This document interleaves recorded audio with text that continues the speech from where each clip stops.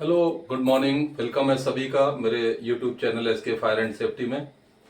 दोस्तों, जैसा कि मैंने आपको हौज का पार्ट 1, 2 और पिछला वीडियो सक्शन हौज का डाला, उसी प्रकार अब बात करते हैं हौजरिल हौज की।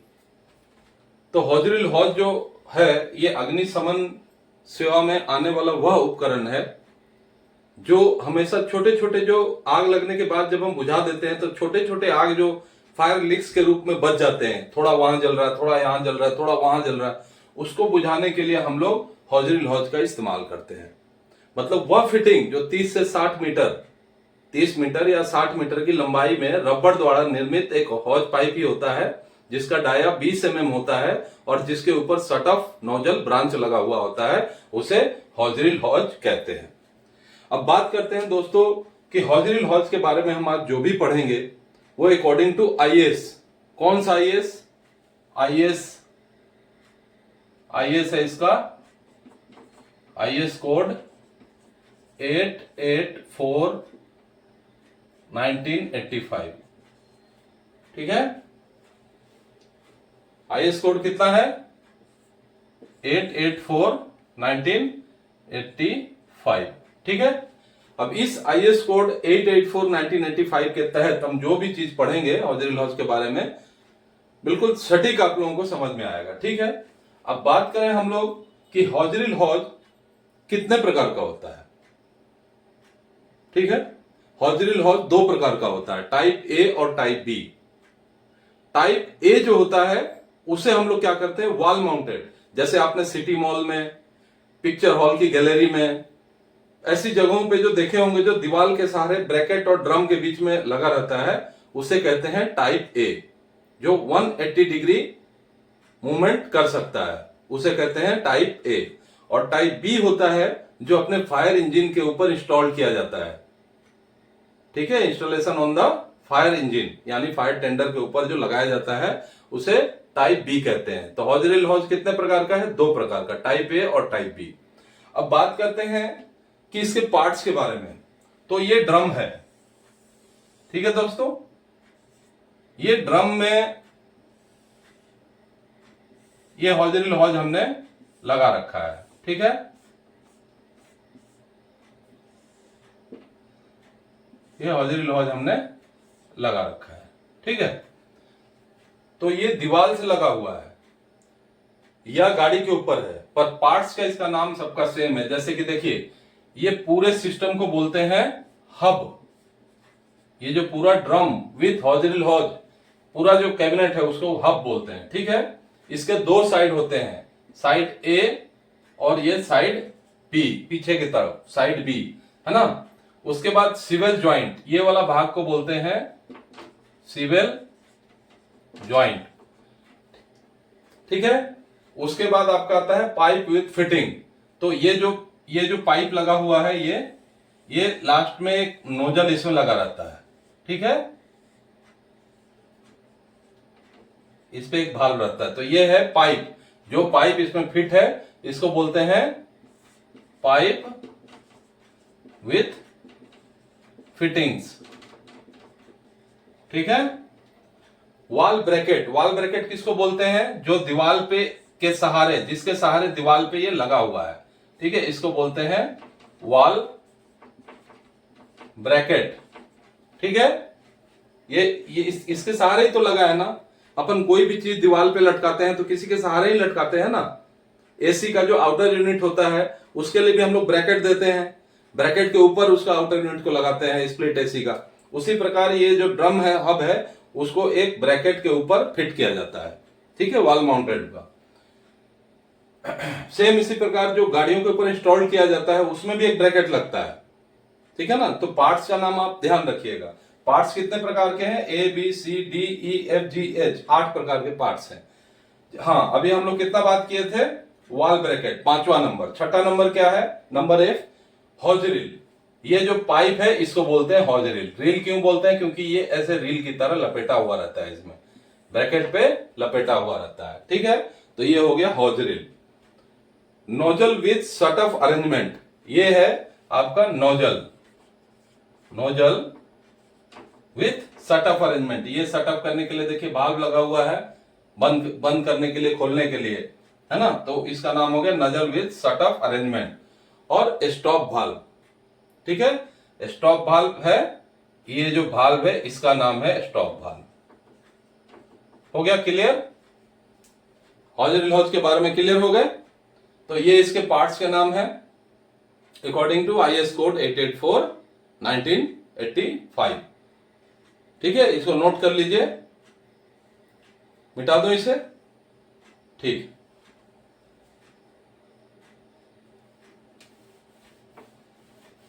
अभी हम लोग बात करेंगे कि हॉजरी लॉज का लंबाई और डाया कितना होता है। ठीक है, तो हॉजरी लॉज की जो लंबाई होती है, लेंथ, वो होती है 30 मीटर का और 60 मीटर का। 30 मीटर कहां लगाते हैं? टाइप ए में। टाइप ए कहां होता है? वॉल माउंटेड, जो दीवारों पे लगाया जाता है। और 60 मीटर का कहां होता है? गाड़ियों के ऊपर जो इंस्टॉल किया जाता है। हालांकि वहां भी 30 मीटर का हम लोग हॉजरी पाइप लगा सकते हैं, 60 मीटर का भी लगा सकते हैं अपने आवश्यकता के अनुसार, ठीक है ना। और इसका जो डाया होता है वो होता है 20 mm। जो हॉजरी का जो डाया होता है वो 20 mm का होता है। ठीक है, अभी बात करेंगे कि जो टेस्ट होता है, ये तो हो गया इसका काम, पार्ट्स कंसिस्ट हो गया, लंबाई, डाया। अभी हॉजरी को यूज करने के बाद इसको टेस्ट भी तो करते हैं हम लोग। तो टेस्ट 4 प्रकार के होते हैं। ठीक है, पहला टेस्ट होता है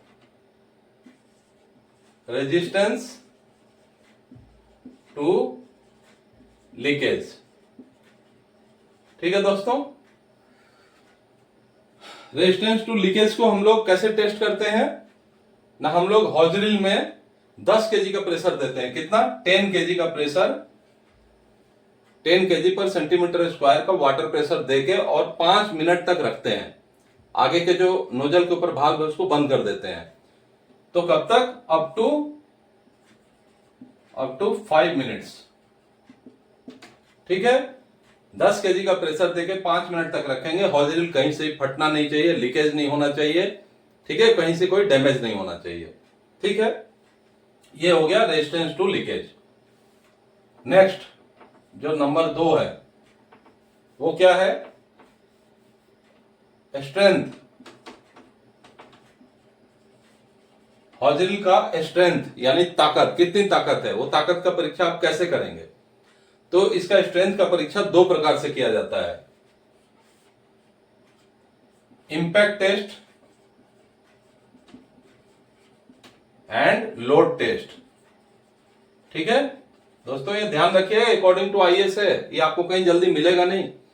ठीक है, इंपैक्ट टेस्ट को कैसे करते हैं और लोड के टेस्ट को कैसे करते हैं वो जानिए आप। देखिए, ये अपना हॉजरी का पूरा कैबिनेट है ये। ठीक है, इसको हम लोग इंपैक्ट टेस्ट करने के लिए क्या करेंगे?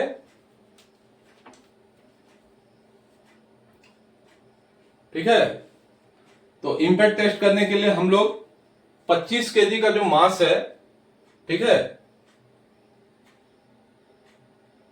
25 kg का मास, यानी कि एक कैसे इसको बताएं, ये यहां पे एक 100, ये दोनों ब्रैकेट्स के ऊपर, यानी अगर ये ब्रैकेट सामने से ऐसा दिख रहा है ना, तो इसके ऊपर एक हम लोग 100 इंटू 25 mm का प्लेट रखेंगे। ठीक है, 100 इंटू 25 mm का प्लेट रखेंगे दोनों ब्रैकेट के ऊपर। और इसको 25 kg का मास है ना, वो क्या करेंगे, इसको ऊपर से गिराएंगे। ठीक है, कितना ऊपर से? 300 mm। 300 mm मतलब कितना इंच हो गया? 12 इंच ऊपर से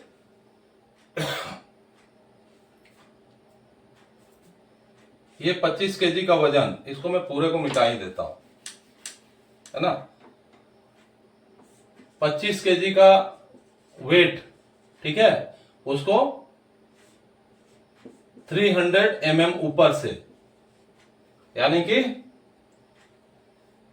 12 इंच ऊपर से हम लोग गिराएंगे। जैसे ही गिराएंगे, गिराने के बाद है ना, इसको देखेंगे कि कहीं टेढ़ा तो नहीं हो रहा है या पाइप पे कोई असर तो नहीं किया। इंपैक्ट मतलब झटका, ये झटका टेस्ट होता है। ठीक है, ये हम लोग देख लेंगे। ठीक है, देखने के बाद इसको वापस हम लोग टेस्ट करेंगे। कैसा टेस्ट? जो मैंने आप लोगों को एक्सेप्टेंस टेस्ट का बताया था ना, 10 केजी का प्रेशर देके 5 मिनट तक रखेंगे, हौज खराब नहीं होना चाहिए। इतना कर लेने से हमारा क्या हो गया? इंपैक्ट टेस्ट हो गया। फिर से लिख देता हूं, 100 इंटू 25 mm का प्लेट रख के 25 केजी का वेट, 25 केजी का वेट को 300 mm यानी 12 इंच ऊपर से छोड़ देंगे। छोड़ने के बाद उसमें कोई डैमेज नहीं आना चाहिए। ये हो गया इंपैक्ट टेस्ट। इसको नोट कर लीजिएगा, लिख लीजिएगा इसको, है ना। और ये जो 100 इंटू 25 mm का प्लेट रहेगा, वो प्लेट ऐसे रखा जाएगा, वो प्लेट यहां पे, ये देखिए, ये वो प्लेट है ना। इस प्लेट के ऊपर हम लोग इंपैक्ट देंगे। अब बात करेंगे हम लोग लोड टेस्ट की। तो लोड टेस्ट कैसे देंगे कि ये ब्रैकेट के ऊपर जो एज है, ये ब्रैकेट के ऊपर किसी भी एज में हम लोग यूं एक 80 केजी का वेट डालेंगे। ठीक है, कितना? 80 केजी का वेट लटका देंगे। उसको दोनों ब्रैकेट में 80 किलो का वेट लटका देंगे और इसको 72 आवर्स तक रखेंगे। कितना? 72 घंटे, यानी 3 दिन। ठीक है, 3 दिन तक रखेंगे। अब इस वजन से ना इसमें कोई टेढ़ापन आना चाहिए, है ना ये किसी ब्रैकेट के ज्वाइंट में कोई, मतलब जोड़ में कोई दरार आना चाहिए, ना ये टूटना चाहिए। ठीक है, अब इस वेट को हटा लेंगे, 80 केजी का वेट को हटा लेंगे। ठीक है, और उसके बाद अब इस हॉजरी हॉज को खोल के निकाल के इसके हब में से निकाल के वापस टेस्ट करेंगे। कितना? वही 10 केजी का प्रेशर देंगे, सेटअप भाल्व को नोजल के पास से बंद कर देंगे, 5 मिनट तक रखेंगे। ठीक है, तो कहीं कोई टूट फूट या दरार या रिसाव नहीं होना चाहिए। यह हो गया आपका लोड टेस्ट। क्लियर? ठीक है, अभी हम लोग बात करेंगे कि जब कंपनी से आता है ना। अच्छा, यहां पे एक चीज देख लीजिए, ये किस मटेरियल से बनता है? ये जो बनता है ये एलो एल्युमिनियम से इसका हब बनता है, और हॉजरिल जो है वो रबड़ से बनता है, और उसका नोजल विद सेटअप भाल्व जो है वो माइल्ड स्टील से बनता है। ठीक है, और जो ज्वाइंट्स है, स्वीवेज ज्वाइंट्स, वो लेड जिंक के एलोय से बनता है। ठीक है, अब हम लोग बात करेंगे जो तीसरा टेस्ट है, वो है रेंज, मतलब दूरी, हॉजरिल हॉज कितना दूर तक पानी फेंकता है, and water flow test, water flow test, मतलब हॉजरिल हॉज की range and water flow test. तो वाटर फ्लो टेस्ट में और रेंज में क्या होता है कि जब हम लोग 24 लीटर पर मिनट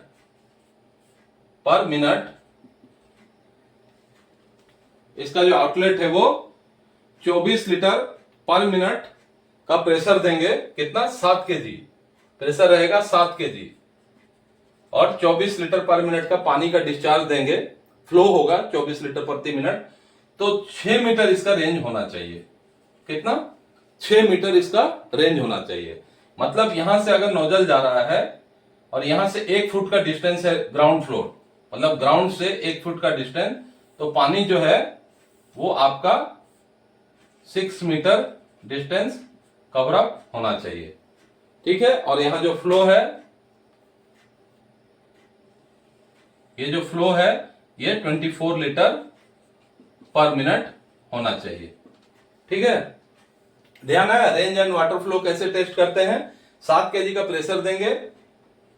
ठीक है, 7 केजी के प्रेशर से 24 लीटर प्रति मिनट का आउटपुट होगा पानी का डिस्चार्ज, और जो 24 लीटर पानी मिनट, ये 7 केजी का प्रेशर, और ग्राउंड से 1 फीट ऊपर, ये ना कि ग्राउंड के ऊपर लिटा के, बिल्कुल ये ग्राउंड और यहां से हम ऐसे दे रहे हैं, ग्राउंड से 1 फीट ऊपर, ये 1 फीट ऊपर, देखिए यहां 1 फीट, ये ग्राउंड से 1 फीट ऊपर, ठीक है, 6 मीटर का डिस्टेंस जाएगा तो आपका मतलब हॉज ड्रिल ओके है, ठीक है। तो ये हो गया इसका range and water flow test.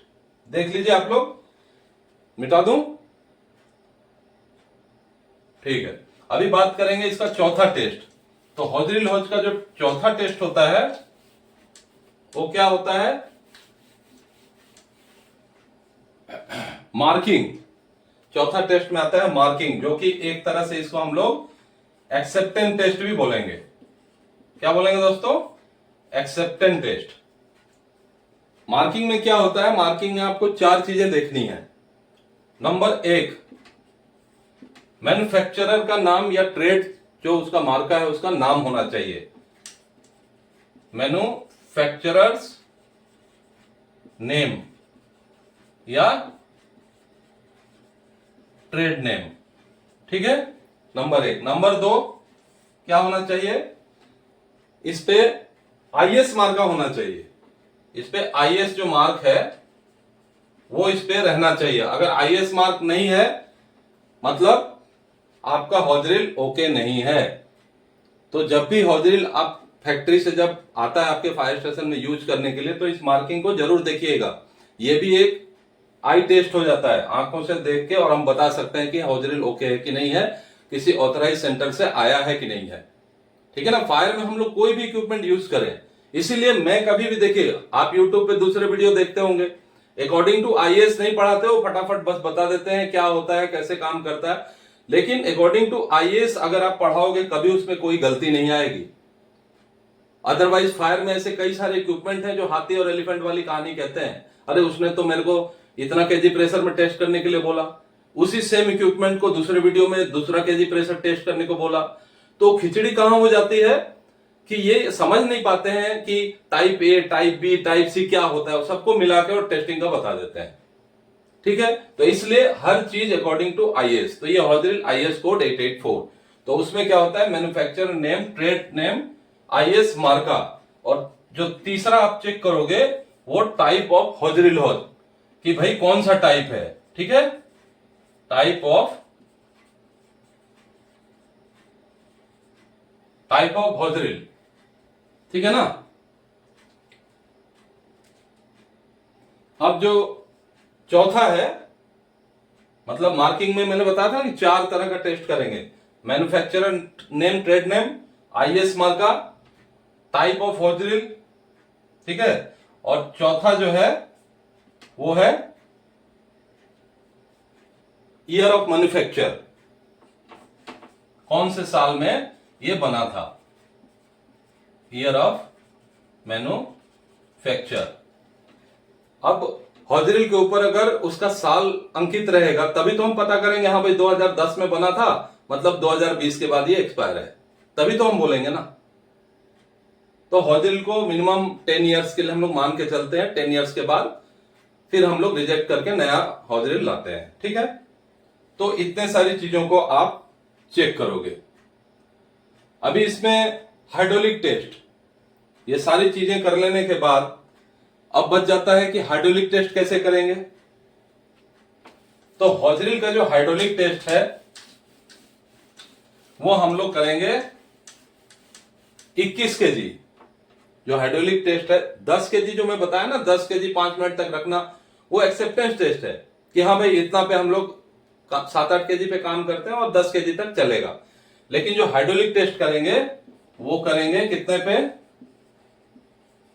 Hydraulic test 21 KG पर सेंटीमीटर स्क्वायर का प्रेशर रख के आगे से नोजल को बंद कर देंगे और 5 मिनट तक रखेंगे। 21 केजी पर सेंटीमीटर स्क्वायर, कब कब, साल में एक बार, साल में